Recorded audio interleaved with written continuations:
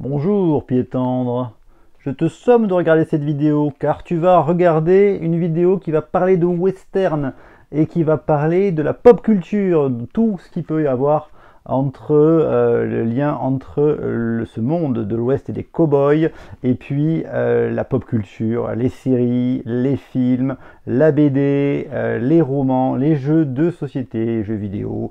Voilà, on est parti pour un petit peu, j'ai remonté mes oreilles, attention, on est reparti pour un petit moment intéressant. J'espère pour vous si vous aimez l'Ouest américain. Donc un peu d'abord un petit retour sur l'histoire, hein, puisqu'en 1804, Lewis et Clark explorent l'Ouest et du coup avec leur guide indienne et son mari trappeur, ils vont trouver un passage vers l'Ouest, dans l'Ouest américain, et ce passage du coup va permettre à des chercheurs, des aventuriers d'aller un peu sur l'Ouest sauvage, le Wild West. Et du coup en 1848, John Marshall découvre une pépite d'or, c'est la ruée vers l'or.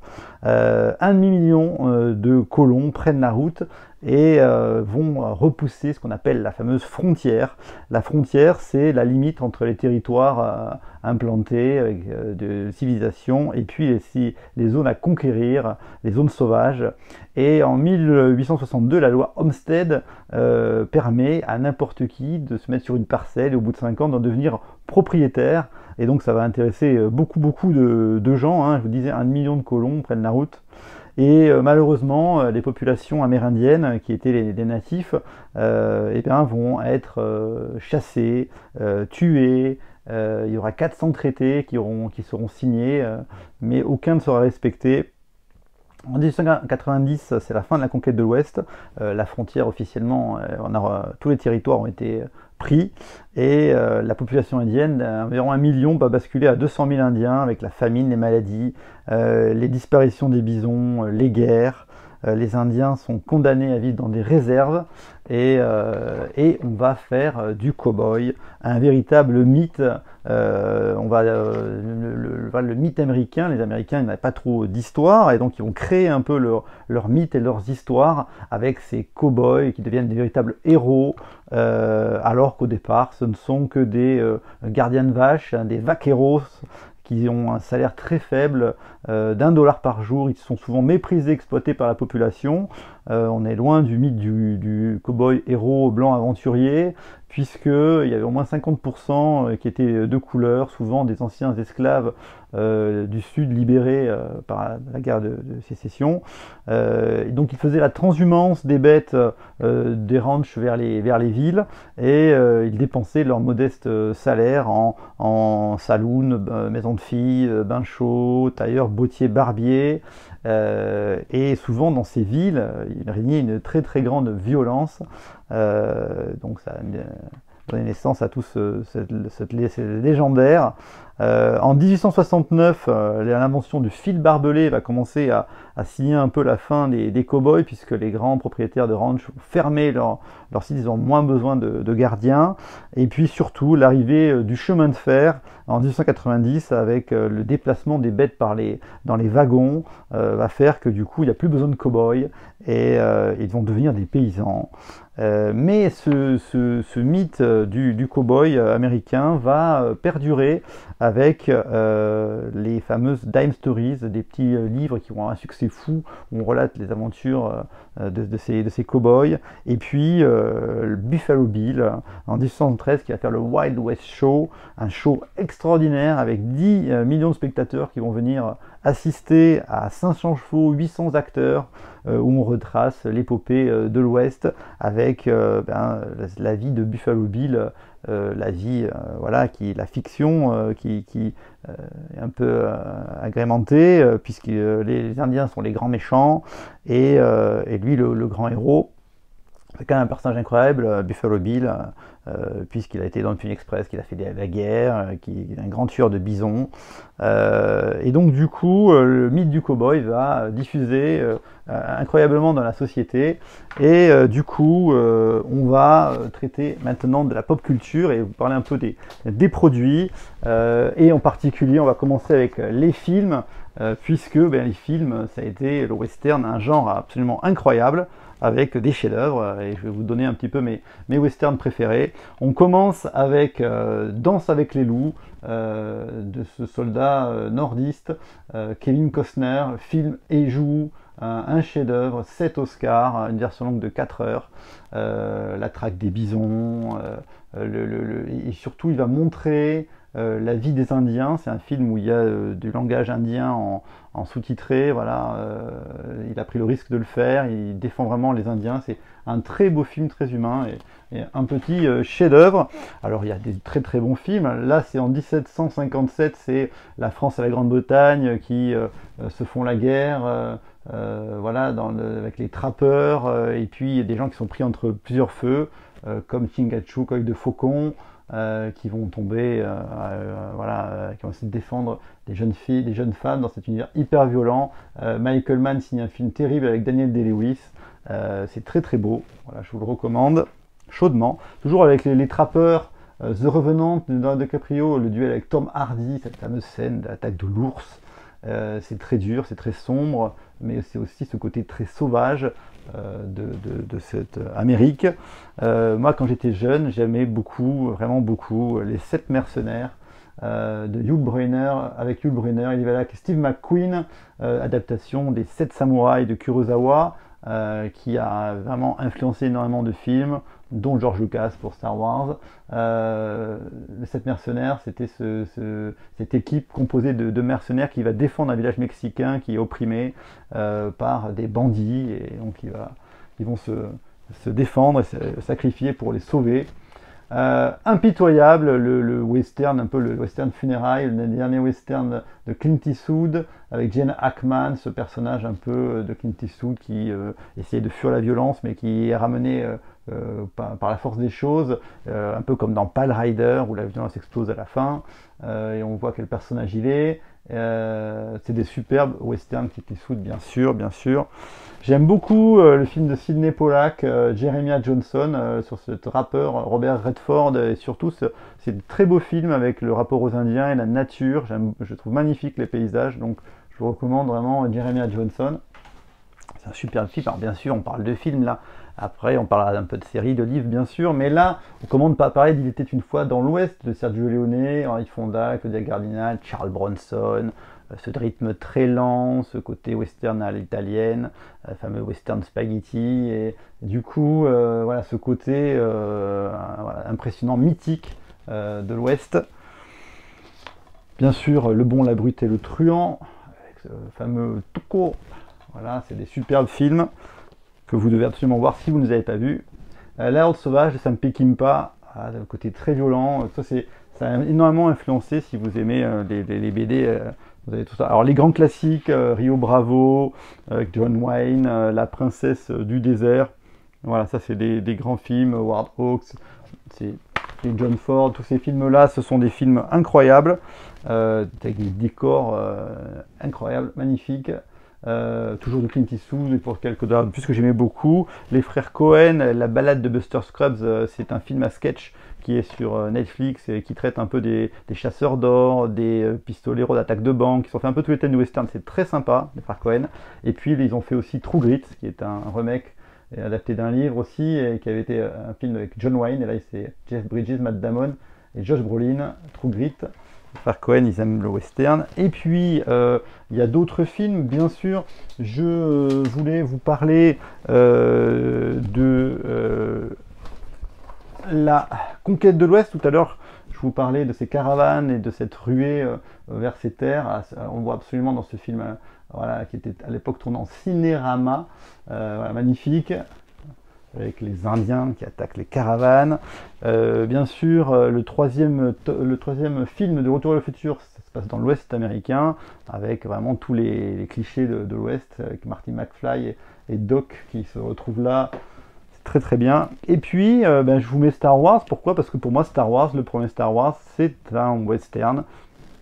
On se trouve sur Tatooine, dans le désert, avec ce fameux saloon, ces pistoleros, voilà, cette ambiance voilà, tout à fait de western. Je trouve que ce soit la série Mandalorian ou Boba Fett, Star Wars a été vraiment un western, un western un peu fantasy, et qui a maintenant de la science-fiction, mais c'est ce côté-là un peu sale du western qui, à mon avis, fait le succès au début du film. Ensuite, on va parler un peu de séries. Alors moi, quand j'étais jeune, je regardais les Mystères de l'Ouest. Les Mystères de l'Ouest, c'était incroyable. Et Zorro, donc voilà, c'était cet univers de l'Ouest. Bien sûr, pour moi, la meilleure série, c'est Deadwood. David Milch, Timothy Olyphant, voilà, vraiment un casting d'enfer. On est dans une ville du Far West avec ses saloons, ses prostituées, ses docteurs, ses undertakers, voilà, ses croque-morts. Enfin bref, c'est vraiment la ville. On est dans la ville au quotidien du Far West avec des intrigues, des coups bas, des personnages historiques qui passent par là. Voilà, il n'y a pas énormément d'action, c'est beaucoup de dialogue, mais c'est très savoureux. Deadwood avait été arrêté sans fin, et puis il y a eu une fin qui a été tournée dans un film. Donc voilà, c'est une super série, c'est la série de western. Après, il y en a d'autres, il y a Lonesome Dove, il y a Godless, il y a Hells on Wheels qui suit la piste du chemin de fer, la création du chemin de fer avec toutes les personnes qui gravitent autour. C'était pas mal. Il y a bien sûr maintenant la grande mode du western, puisque Kevin Costner, qui est un fou de western, a fait Yellowstone, qui reprend un peu tous les codes du western, mais au niveau moderne, avec voilà, ce côté un peu à l'ancienne. Et du coup, ils ont fait des préquels sur Yellowstone. Donc ça marche très très fort, il y a beaucoup de... c'est très très suivi. Et puis bien sûr, je voulais vous parler de Westworld, la saison 1 de Westworld, une série qui a été un peu critiquée, parce que d'abord elle n'a pas de fin, et puis que derrière, ça devenait de plus en plus complexe les intrigues. Mais par contre, la saison 1 qui se passe dans ce parc d'attractions géré par des robots qui simulent l'Ouest sauvage, avec le western, les cow-boys et toute cette ville, c'est incroyable. Et donc les gens y vont en train pour vivre un peu comme un parc d'attractions, un parc à thème, simuler la vie dans l'Ouest américain de l'époque. Et la série, la saison 1, elle est absolument géniale et on s'y croirait, c'est vraiment super. Et puis ça suffit à lui-même, à la limite, on regarde que la saison 1 et puis on a quand même une histoire qui est relativement complète. Donc c'est très très bien. Voilà pour les séries. On va parler maintenant des BD. Alors dans les BD, j'ai fait un top 10, du coup je ne vais pas revenir dessus sur le top 10. Je vais faire un peu des thèmes différents dans le western. Du coup je vais quand même vous faire un petit peu une sélection des BD marquantes Donc vous avez Bouncer, ça c'est les BD les plus intéressantes, les plus marquantes à lire absolument de Jodorowsky et Book chez les Humanoïdes Associés. Il y a une intégrale, c'est hyper violent, shakespearien, quête initiatique d'un jeune. Ce Bouncer, c'est un tenant de saloon auquel il est manchot et qui part dans des aventures incroyables. Le dessin de Book est magnifique. Voilà, c'est vraiment splendide. Bouncer, je vous le recommande absolument. Tout comme je vous recommande absolument Undertaker, qui est une série pareil, moderne, récente, où il y a 5 tomes qui sont sortis, 5 ou 6, de Ralph Meyer, Caroline Delaby et Xavier Dorizon. Xavier Dorizon, scénario, qui est un super scénariste, Ralph Meyer, un super dessinateur, Caroline Delaby est à la couleur. Et on suit le chemin d'un croque-mort, voilà, l'Undertaker, sans foi ni loi, qui va se retrouver forcément un peu anti-héros, mais mêlé à des aventures incroyables. Et c'est superbe, c'est mature, c'est bien dessiné, voilà. C'est vraiment excellent, Undertaker, je vous le recommande absolument. Ça, c'est un peu les meilleurs BD de western. Et bien sûr, Blueberry, qui a influencé toutes les BD de Charlie et Giraud Moebius, de Dargaud. Voilà, là, Giraud, il fait au départ un dessin plutôt classique, mais au fur et à mesure des tomes, ça devient plus complexe. Et le diptyque de La mine de l'an perdu, de Spectre au Bal d'Or, c'est le meilleur moment. Et voilà, Blueberry, c'était un peu le premier anti-héros, et ça a tellement influencé les autres BD et tous les styles que voilà, on peut pas ne pas se référer à Blueberry. Chez Dargo, il y a une 30aine de tomes. C'est très très bien. Et puis pareil, dans les meilleurs BD, je vous conseille ce one-shot qui s'appelle Okahei de Neyef chez le label 619. Vous retrouvez tout ça bien sûr dans le top 10 des meilleurs BD, mais là je voulais juste vous en montrer quelques-unes. La vengeance d'un Indien qui recueille un jeune Indien qui va assister à leur vengeance. Et ils sont poursuivis par un tueur à gages. C'est très beau, c'est un récit aussi, une quête un peu initiatique, une histoire de vengeance. C'est souvent le cas dans le western, c'est vraiment super, c'est en un seul tome, c'est une très belle BD Okahei, magnifique, moderne. Et après là je vais vous présenter quelques BD mais dans des thèmes un peu différents. Si vous aimez la BD humoristique, voilà, la BD franco-belge humoristique, bien sûr, le grand classique, on ne pouvait pas passer à côté, Lucky Luke, hein, donc là c'est contre Fil de Fer, Lucky Luke, il y a plein d'aventures, ça c'est une vieille édition chez Dupuis de Maurice, et c'est vraiment excellent. Ensuite, les tuniques bleues, Louis Salverius et Lambil après, avec Covin au scénario chez Dupuis. Tuniques bleues, c'est des soldats nordistes qui sont un peu, ils font un peu tout le temps des bêtises, ils sont dans de telles aventures, c'est plutôt drôle, c'est sympa. Bon, il y a plein de tomes et ça suit vraiment le côté Far West, c'est vraiment très chouette. Et puis, du coup, si vous aimez un peu des anthologies sur le Far West, il y a deux anthologies chez Grand Angle de Tibur Sauger, Go West Young Man et Indians. Ce sont des anthologies avec des dessinateurs différents. Là, c'est sur les cow-boys et là, c'est sur les Indiens. Et en fait, c'est super sympa parce que vous avez des histoires courtes avec un thème commun. Là, c'est une montre qui est perdue. Et on va avoir un peu tous les styles, les trappeurs, les chercheurs d'or, les duels au pistolet. Bref, on a un peu tous les styles du mythe du cow-boy. Et dans Indians, la même chose, version indien, avec un aigle qui fait un peu le lien entre les différentes histoires, et on suit un peu tous les styles d'aventure avec les Indiens, les bisons. Voilà. Donc c'est très sympa si vous aimez ce genre-là. Ensuite, sur la diversité un peu, un personnage de couleur, Deadwood Dick, un peu comme chez Tarantino avec Django. Eh bien, Deadwood Dick, c'est un soldat qui va s'échapper et qui va vivre des aventures. C'est vraiment bien dessiné, c'est très sympa, les personnages sont top, c'est très mature. Il y a 3 intégrales et c'est pas très cher en plus, c'est chez Paquet. Masiero et Mastagnono, Joe Erlandsdal adapté Deadwood Dick. Voilà, c'est très très très bien. Pareil, on a un des rares personnages de couleur, Marshall Bass, de McCann, Corday et Desco, Black and White, c'est chez Delcourt. Marshall Bass, il y a 9 tomes qui sont sortis. C'est voilà, on retrouve un peu comme dans certains films, pendu au bout d'une corde au début, et puis Marshall, plutôt que de le tuer, va se dire je vais m'en servir comme homme de loi pour infiltrer des gangs. On a souvent de très belles doubles pages dans chaque album de bataille. Les personnages sont très bien croqués, le dessin est vraiment original et différent, les couleurs aussi sont très sympas. Et Marshall Bass est déjà à son 9e tome, et c'est des aventures vraiment très très originales et différentes, c'est vraiment très très sympa. Ensuite, si vous aimez le dessin, le western, mais féminin, féministe un peu, eh bien, Lady with Guns d'Anne Lore et Olivier Bocquet. On voit enfin des personnages féminins qui ne sont pas juste soumises et victimes. Là, elles prennent leur destin en main, elles vont s'allier pour lutter.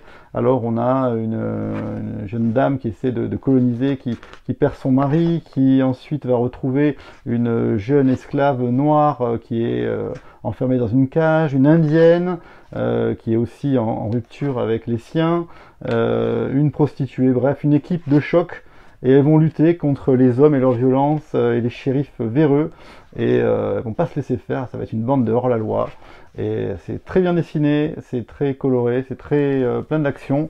Donc déjà 2 tomes sortis de Ladies with Guns. Voilà le 2e tome. Et puis, si vous aimez les personnages féminins, je vous conseille L'Avenin. L'Avenin, c'est le destin d'une Émilie qui cherche à se venger. C'est souvent le cas hein, dans les westerns, des histoires de vengeance, des histoires de rédemption. Et donc là, on suit l'histoire des États-Unis au travers d'Émilie, avec un véritable tour de force, puisqu'on va dans toutes les villes, il y a plein d'histoires. On suit l'histoire des États-Unis en fait, dans le destin d'Émilie et de sa quête de vengeance. Voilà, c'est de Laurent Astier, Les Luges de Feu chez Rue de Sèvres. Il y a eu 5 tomes et la série est finie. Voilà. Ensuite, alors tout à l'heure, je voulais vous présenter sur le côté humoristique, je vous conseille L'Homme qui n'aimait pas les armes à feu de Lupano et Salomon, édition intégrale chez Delcourt. C'est 4 tomes, voilà, si vous aimez un peu le western un peu foufou, un peu rigolo, déjanté, avec des personnages très marrants, un peu comme chez les Cohen, un peu tous plus déjantés les uns que les autres. On a une équipe de bras cassés qui se fait la course au trésor. Voilà, donc c'est très sympa, et il y a plein d'actions. Et ils vont avec des bandits mexicains, il y a une femme fatale, il y a des petits escrocs, bref, c'est très agréable et très drôle. Je vous le recommande, c'est une très bonne BD. Vous avez aussi, si vous aimez un peu le Nord et ce côté un peu trappeur et Mortel Imprévu de Dominique Montferry chez Rue de Sèvres, qui est une super BD où on voit bien une femme anglaise qui traverse la mer pour faire un peu le colon et la quête de richesse, voilà, mais puis on voit un peu leur quotidien difficile jusqu'à l'arrivée de la violence et du drame, et du coup la survie derrière au milieu des loups et de ce grand Nord terrifiant. Donc c'est une très belle histoire, très bien dessinée, je vous le recommande chaudement, Mortel Imprévu.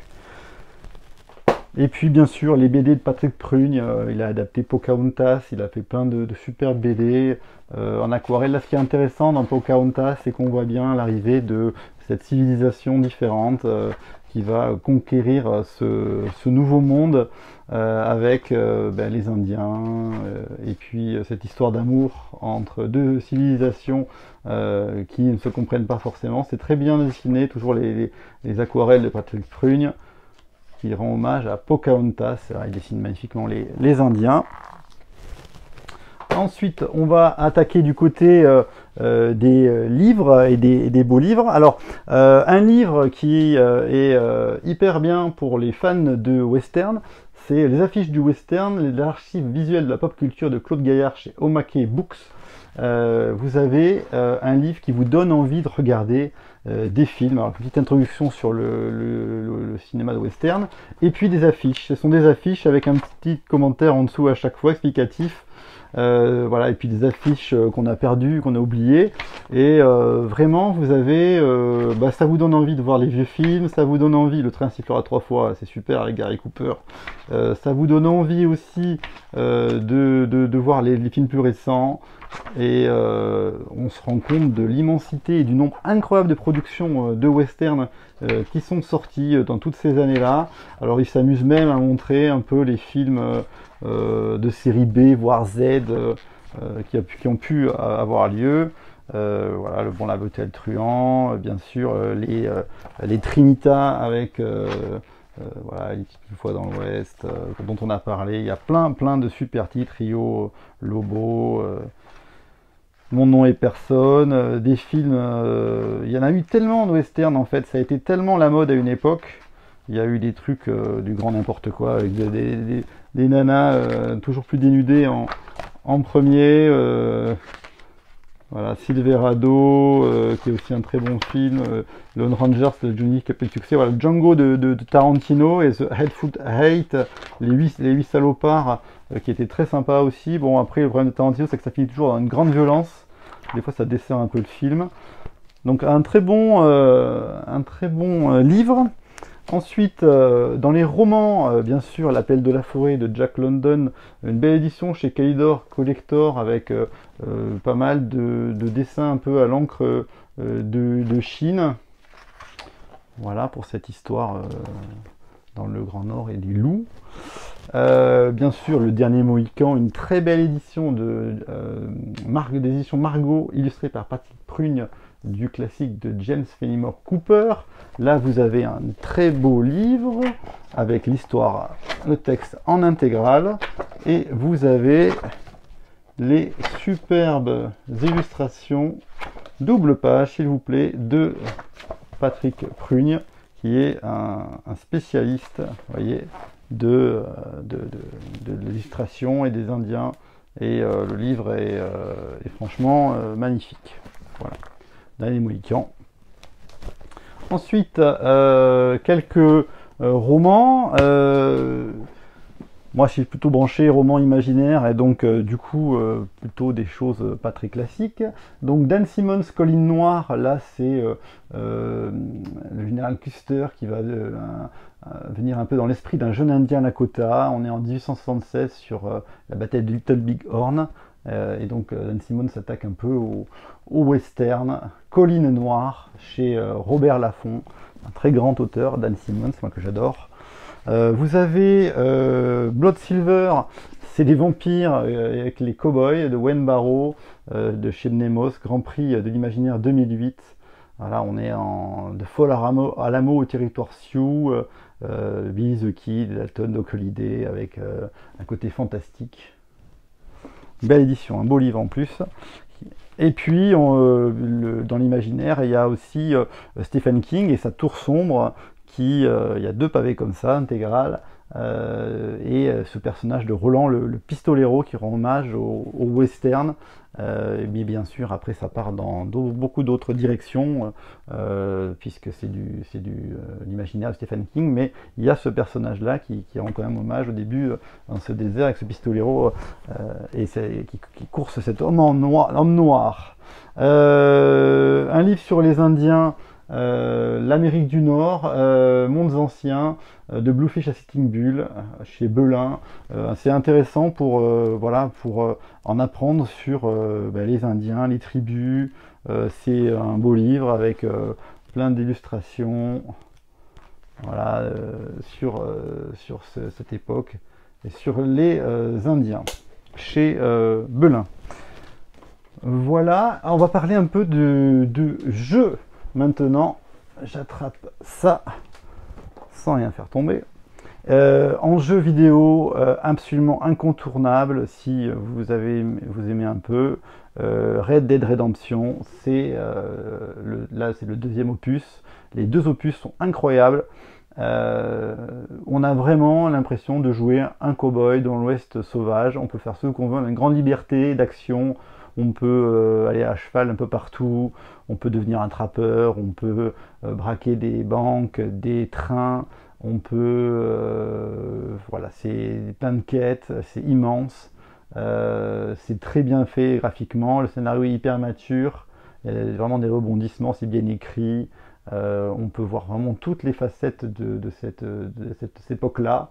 Et là, c'est sur le tome, le 2e, c'est en 1899, l'ère de l'Ouest sauvage touche à sa fin. Voilà, les hors-la-loi essayent de perdurer, puisque avec le chemin de fer, tout ça c'est en train de disparaître, et c'est une autre civilisation qui arrive. Et donc entre ces hommes de l'ancien temps, ces cow-boys, ces bandits, et puis la civilisation, c'est un choc un peu des cultures. Rockstar Games a fait un jeu incroyable, voilà, Red Dead Redemption, vivement un 3e opus parce que c'est génial. Ensuite, en jeu de société, quelques titres.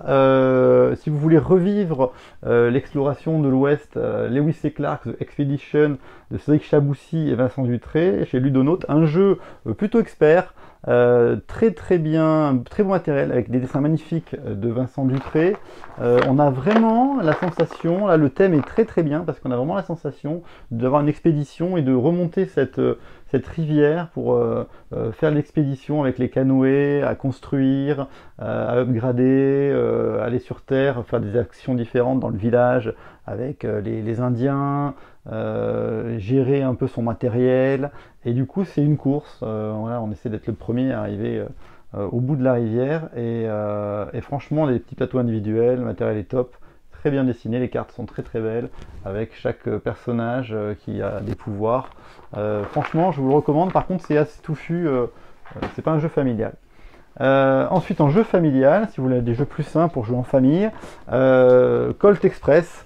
On va de l'or au bout des rails de Christophe Rimbaud et Jordi Valbuena chez Ludonote. En fait, là, vous avez une attaque d'un train. Alors, ce qui est sympa, c'est que le train, il est en 3D, avec des petits personnages, des petits meeples dessus. Chacun a des cartes actions, c'est un peu toutes les mêmes, mais on les joue dans un ordre différent. Et du coup, on résout les actions tout ensemble. Ce qui fait que, par exemple, il y en a un qui va monter sur le toit, l'autre qui va descendre, l'autre qui va tirer sur un autre joueur, l'autre qui va essayer de prendre le trésor, mais celui d'avant l'aura peut-être pris, donc l'action servira à rien. Donc un enchaînement de cascades d'actions. Et puis un Marshall qui essaie de nous attraper. On se tire dessus, on est dans un train, c'est sympa, ça fait très... le thème est bien rendu.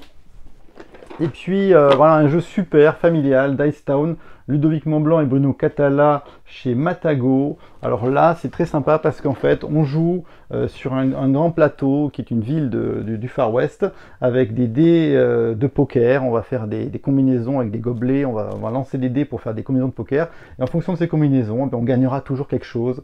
On peut gagner des pépites d'or, on peut gagner de l'argent de la banque, on peut acheter des cartes actions chez le General Store, aller au saloon pour engager des prostituées, pour voler des joueurs, voilà, des coups bas, aller chez le shérif, être le shérif, et puis acheter des terrains qu'on pourra barbelés. Il y a un dé avec des Indiens, il y a plein de choses en fait. Et on est vraiment dans le thème et on joue un peu tous ensemble au niveau des combinaisons de dés. Une fois qu'on a fait ces combinaisons, on résout sur le plateau et chacun peut faire son action. Tout le monde gagne quelque chose et donc c'est très sympa, le matériel est très beau et puis on est vraiment dans le thème. Donc voilà un très bon jeu de société. Et puis bien sûr il y a plein d'autres jeux dans le Far West. Il y a des jeux narratifs comme les aventures d'Unlock ou de Carta Aventura. Le thème des cowboys a tellement diffusé dans la pop culture qu'il y a beaucoup de choses à dire. Voilà, j'espère que je vous ai intéressé. Je crois avoir fait le tour. On a fait les films, on a fait les séries, on a fait les BD, les livres, les jeux. Voilà, donc on a fait un peu plein de choses. Donc j'espère que vous pourrez aller voir mon top spécial top 10 de BD pour aller un peu plus loin dans le truc. Et donc je remets mon chapeau de cow-boy. Et je vous dis attention, soyez sages, sinon du goudron et des plumes, et à l'ouest de la ville, ça se passera pas très bien. Allez, à bientôt pour de nouvelles vidéos sur Pop Culture. Au revoir.